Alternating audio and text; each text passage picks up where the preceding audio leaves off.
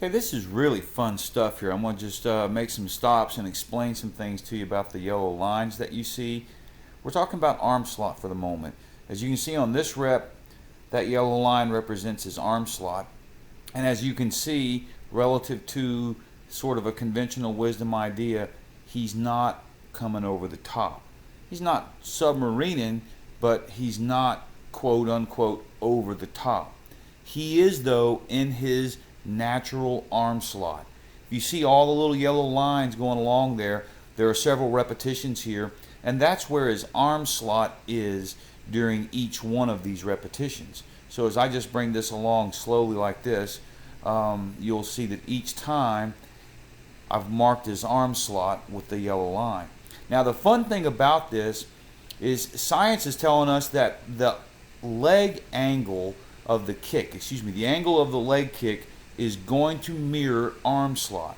And look at this. This is really interesting. If I just put that line on him again there, or I put a line right here with his kicking leg, notice how it's almost exactly the same as that line right there above it. Same with the next rep. As we go along, here's his arm slot there on that rep when he kicks. Again, I might have stopped that just a little bit too soon. But again, angle of his leg.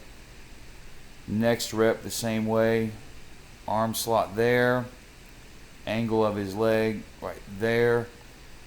A little bit lazy, I think, on that leg kick because he didn't quite get the same height. But you notice the consistency here with each rep. There's his arm slot there. There's the angle of his leg kick again. A little bit softer still. The best one, I think, with the first couple, and then this last one is really good too. Right there's his arm slot coming out, and then the line of the leg kick right there very much so equals up with the line that his arm slot's on. This is really important as you go forward and as you're working with other people, and even as you're working with him yourself. Don't get worried about that he's not throwing over the top. Nobody throws over the top, but his arm slot is natural for him. And you notice, especially on this last rep right here, you can tell he's getting a little tired, whatever. He lost his drag. His leg kick wasn't as severe as any of the others. Anyway, this stuff right here is fantastic, what he's doing.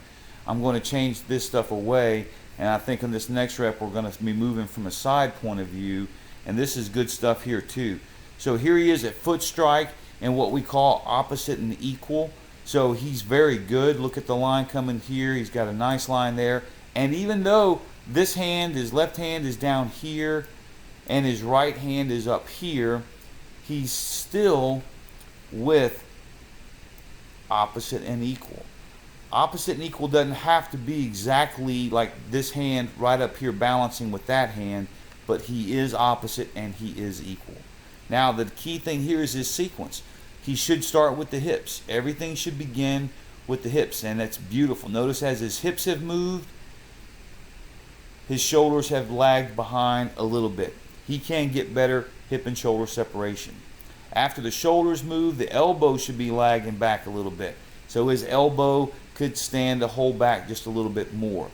The hand is beautiful though, because the hand should be the very last thing that happens. And a lot of the problems for young kids at this age is their hand and their shoulders are all working at the same speed. So you can see here that his hand is, there was when his elbow moved, and notice how his arm is laid out in full extension now, and then the last thing that happens is release, and release is happening right there. So release should be happening somewhere 6 to 8 inches in front of his plant leg or his landing foot. So you can see that's a pretty good example there. And he's very consistent with these things. As you move along again, he's done a very good job. Nice getting to foot strike, opposite and equal again. Notice it's the same. Sequencing is good. The hips, the shoulders. His shoulders and elbows need to be separated just a little bit more, so that when his shoulders turn, his elbows lag. And then the last thing, of course, is the hand. And you can really see it well here. And this is fascinating and good because you cannot see this with your eyes at regular speed. It just happens way too quickly. So we need to keep him doing the same thing. This is very good too. You can notice how that drag leg is working at release. That's fantastic. That's solidifying his balance, increasing his abilities to maintain Y balance and keep the pressure off his arm because he's stabilized into the ground real well.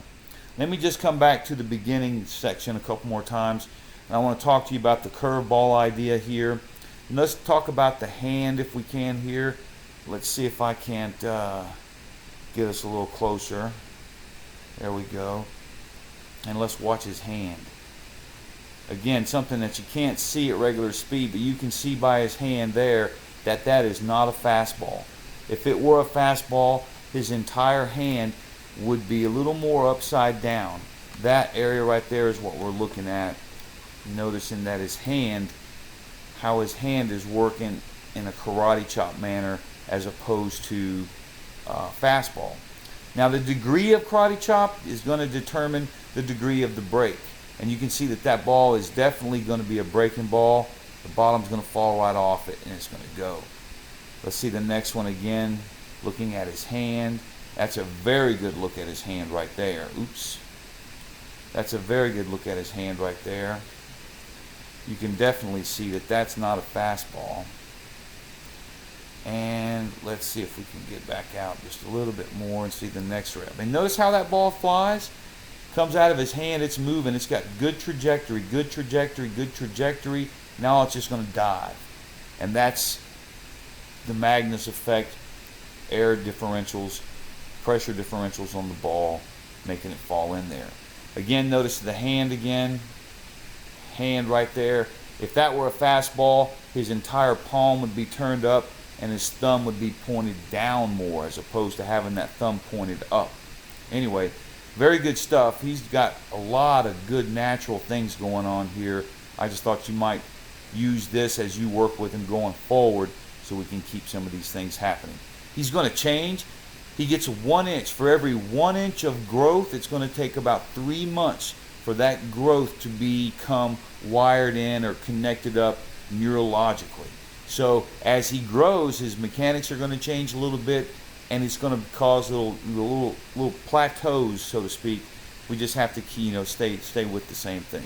Anyway, glad you guys are at the camp. Hope he's having a good time, and hope this helps you.